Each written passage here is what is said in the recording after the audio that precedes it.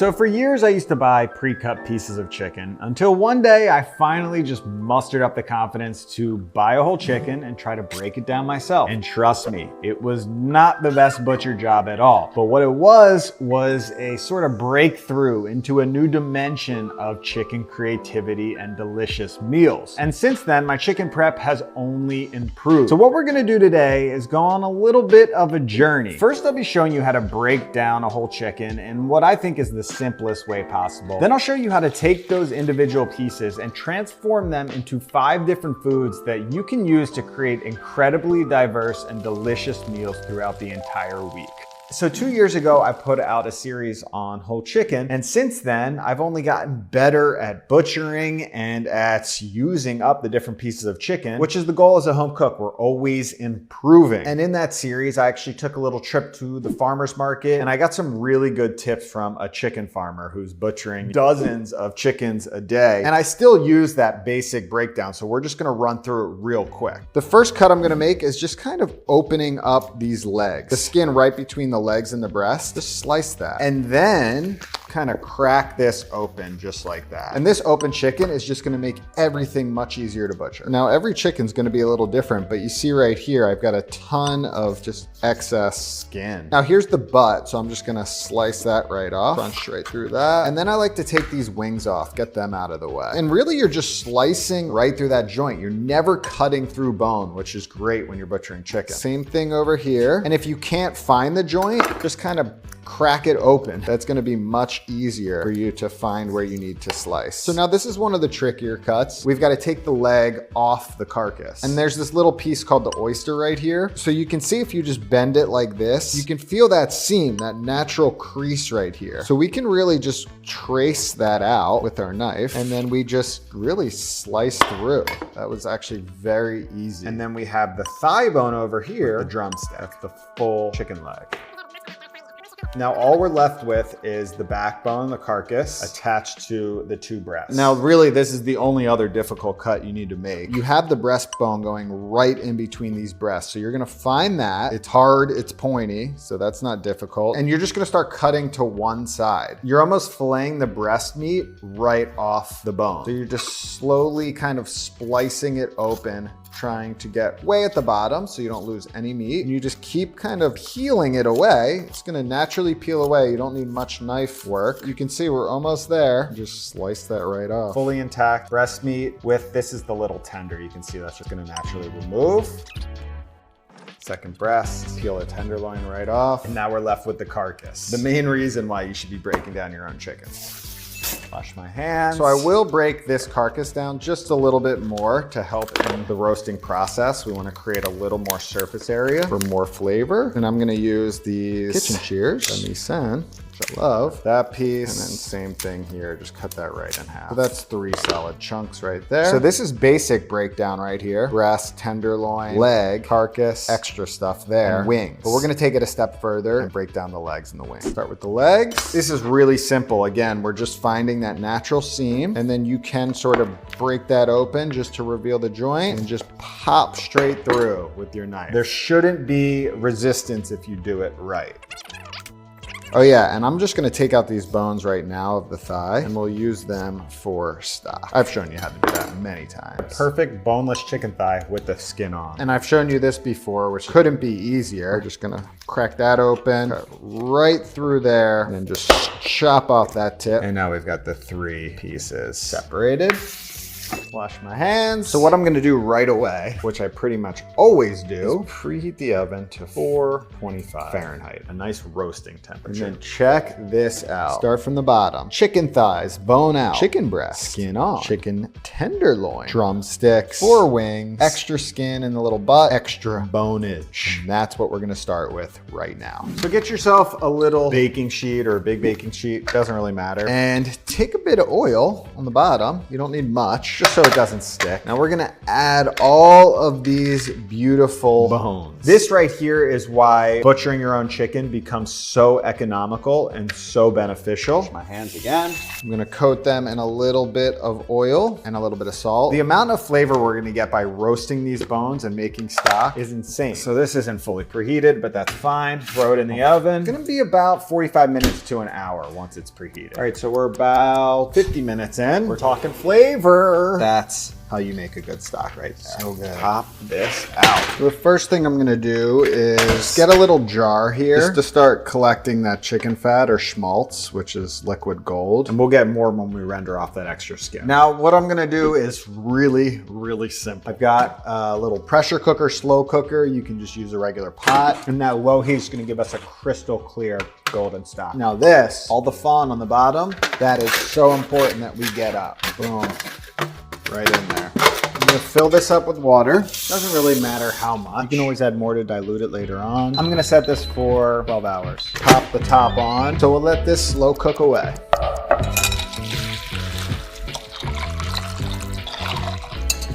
So we've made a massive dent already in our prep. Up next, I'm gonna work on these chicken breasts. So I have no idea what the exact numbers are, but my guess is that 90% of people, at least in this country, just buy chicken breast exclusively, which is kind of funny because it's my least favorite cut. But this recipe has actually, I would say, changed my perspective on chicken breast. I'm back in the game, thanks to some help from a little friend. So the first thing I'm gonna do is remove this skin. Now in the last series I fried up the chicken breast, and I think I made a salad with it, which is totally a fine thing to do. But to me, chicken breast can be tricky to get right. So I find just throwing it in the sous vide without the skin and not worrying about it at all. So I've got this sous vide bag here. I'm gonna pop chicken breast in there, plus those chicken tenders. Now we'll remove this, wash my hands again. Now we'll add a little bit of salt, a little bit of pepper. So the spice here is more of just a light infusion as it slow cooks in sous vide. I'm gonna take a few lemon slices. These are Mayer lemons, beautiful citrusy flavor. And then I've got some parsley, but I'm just gonna use some of the stem. We'll save the actual leaves for the chicken salad, and the stems will hold up a bit better in that cooking process. Peel it off, take this little air sucker pump thing,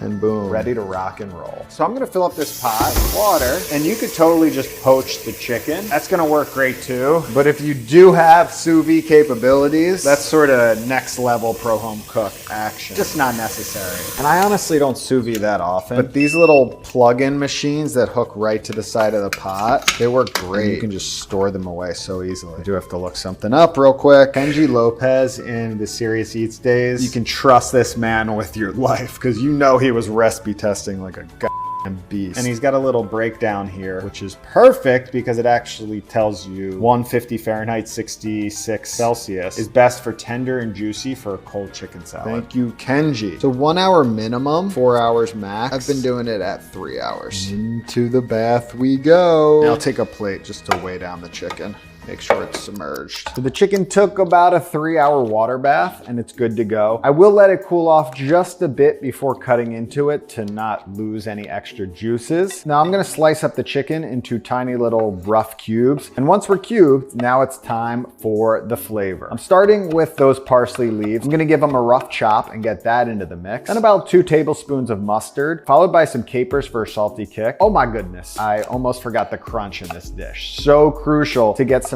fresh veggies that are gonna give it some texture. I'm chopping up some celery here into small little pieces, but carrots work great as well in your chicken salad. And then I'll squeeze in some lemon juice to just brighten everything up a bit. And I'm gonna grate in some garlic on my microplane to give it a nice little spicy kick. And then finally, of course, you gotta bring it together with your mayo. So a few fat tablespoons of that and just mix it up until it's perfect. When's the last time you made really good chicken salad? Have you ever made good chicken salad? That is so much better than your classic deli or store-bought chicken salad because the flavor is just, and it will only get better with time. Trust me on that. A day in the fridge, 2 days in the fridge, so good. So this, I don't know what I'm gonna make with it, but I'm sure there'll be some creative meals coming later in this video. We are cruising through this prep. So next up is the easiest prep we're gonna do. I'm gonna focus on these chicken thighs. I'm going to actually salt brine them. So just get a paper towel because you wanna make sure everything's nice and dry. Pop your chicken thigh on the paper towel. A good amount of moisture came off that, as you can see. Wash my hands. So dry brining will probably be the most important thing you ever learn about meat. More important than butchering because you can do it to any piece of meat. And it's also the simplest thing you can do. We're just gonna season our chicken thighs with salt. And you can do this with any cut, with the breasts, with the drumsticks, but the reason I'm focusing on the thigh here, to me, this is the prized possession of the entire chicken. I think it has the most flavor. I think it has the best texture. And when cooked correctly, you really can orient an entire meal around this. So you wanna season both sides. And when you're seasoning, you just want a nice coating of salt, nothing too crazy.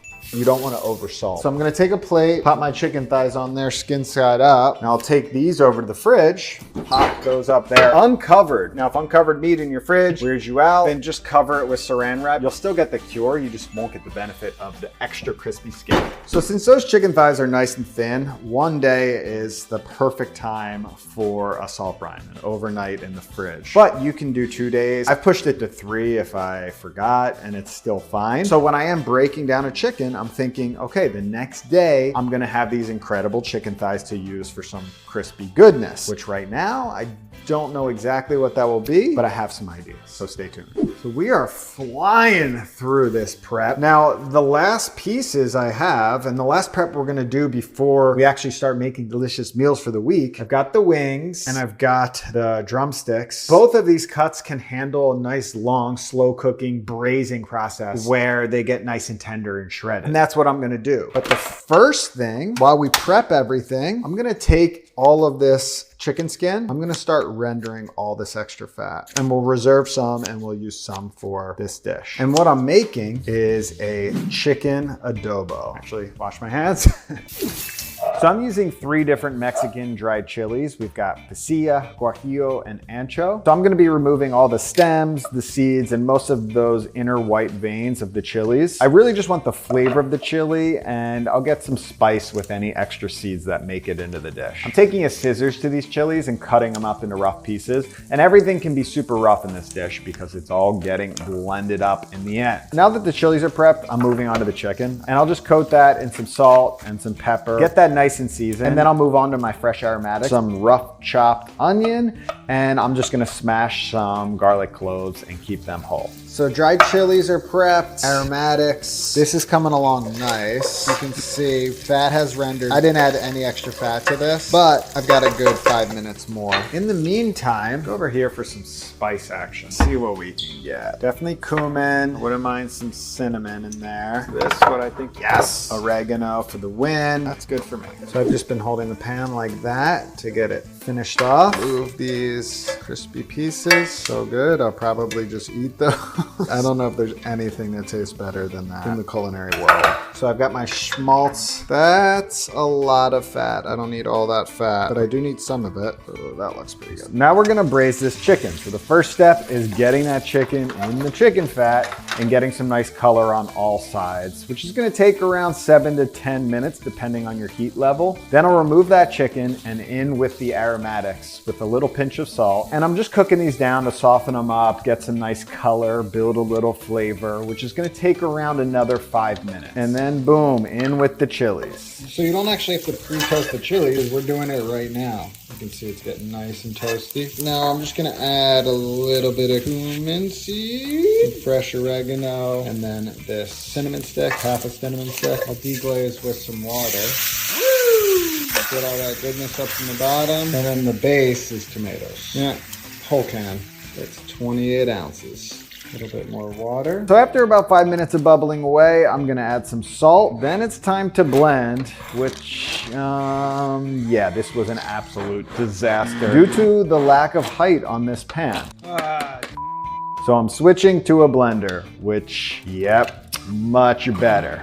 Now that's my adobo sauce. I'm gonna pour it right back into my pan, followed by the chicken. And I'll put that on a very low heat and cook it for about 1.5 hours. But really, you'll know when it's done, when that chicken is falling off the bone. All right, so it's been about 2.5 hours. I really let this go on a low and slow because I wanted it nice and tender. Ooh, look at that sauce. So the chicken should be, falling right off the bone pretty much. Yep, and that sauce is beautiful. So I'm just going to take all of the pieces, pop them into a bowl. Now this sauce, we won't need to use all of it directly on the chicken. I'm just gonna split it into 2 containers. That way I'll have some extra that I can freeze. Oh, actually, you know what this would be incredible with that I'm definitely gonna make? Some enchiladas. So the chicken in here, I'm just gonna let that cool and then I'll shred it. The options are endless for this. Definitely making enchiladas, but I'm excited to see how this sauce takes shape throughout the week. And right now I'll just let this chicken cool for a few minutes and I'll start shredding.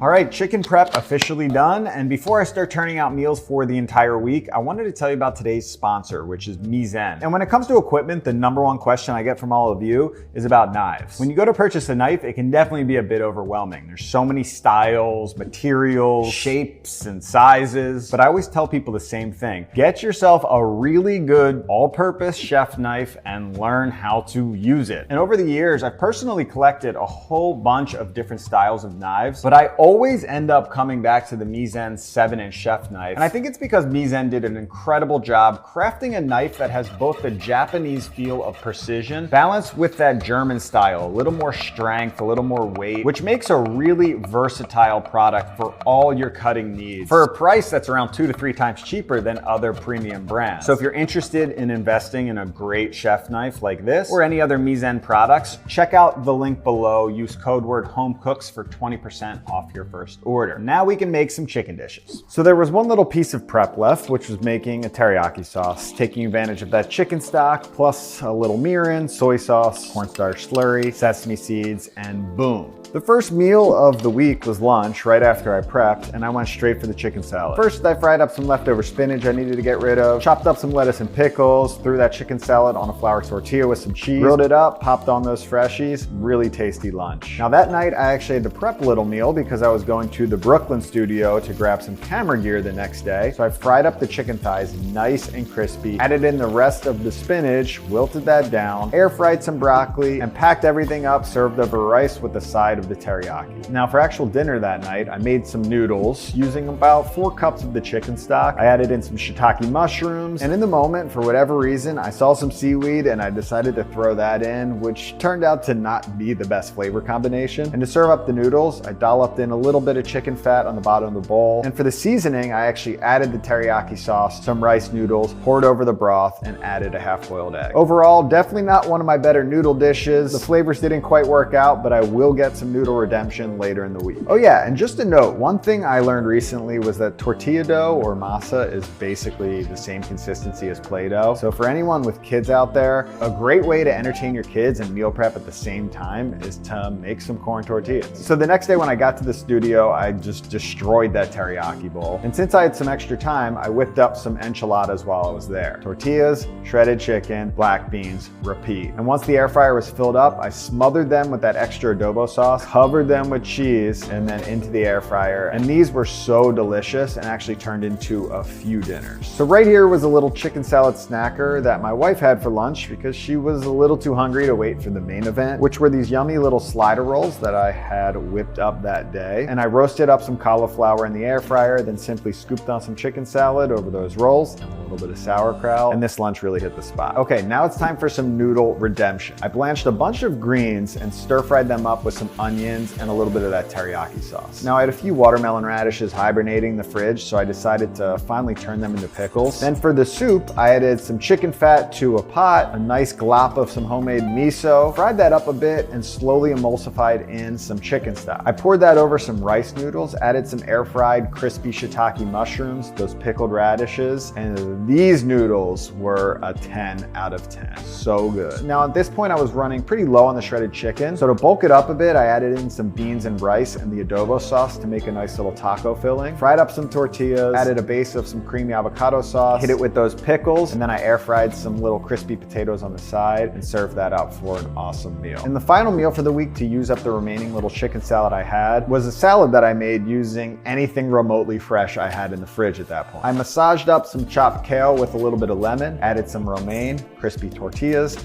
chicken salad, black beans, fresh radish, pickled radish, shaved cheese, and dress. So there you go. You don't just need to make soup out of a whole chicken. You can really push it to make incredible meals all week long. And of course, after a few days, if you're sick of chicken, you can freeze things, which I actually did, which probably would have equated to a few more meals that I didn't actually count in this video. So thanks for sticking with me. I know this video was a little delayed on the release, but I actually had my second child last week. So I'm just slowly integrating back into the world of YouTube, but there are some awesome things coming for Pro Home Cooks, some big upgrades in 2022. So I'm very excited to keep these videos flowing, and yeah, that's about it. Hopefully you make some chicken, and I'll see you in the next video.